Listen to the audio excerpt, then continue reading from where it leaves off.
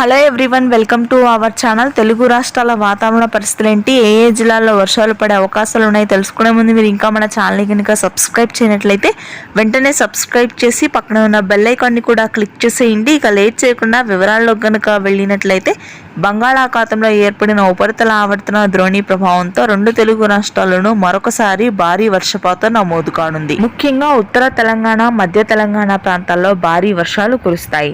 ప్రాంతాల వారీగా ములుగు, భద్రాద్రి, కొత్తగూడెం, మంచిర్యాల, జగిత్యాల, పెద్దపల్లి, నిజామాబాద్, ఆదిలాబాద్, ఆసిఫాబాద్, ఖమ్మం, జయశంకర్, భూపాల్పల్లి ప్రాంతాల్లో తేలికపాటి నుంచి మోస్తరు వర్షాలుంటాయి. వికారాబాద్, సంగారెడ్డి ప్రాంతాల్లో భారీ వర్షపాతం నమోదు కాగా హైదరాబాద్ నగర ప్రాంతంలో రాత్రి సమయంలో తేలికపాటి నుంచి మోస్తరు వర్షాలు కురుస్తాయని వాతావరణ కేంద్రం వెల్లడించింది.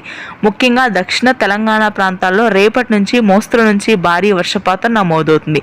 కామారెడ్డి, కరీంనగర్, సిరిసిల్ల, నారాయణపేట్, మహబూబ్ నగర్, వికారాబాద్ ప్రాంతాల్లో తేలికపాటి నుంచి మోస్తరు వర్షపాతం నమోదవుతుంది.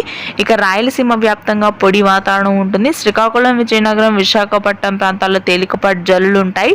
మధ్యాంధ్ర ప్రాంతాల్లో ఆకాశం మేఘావృతమై ఉంటుంది, కానీ పొడి వాతావరణమే కొనసాగుతుంది. Thanks for watching.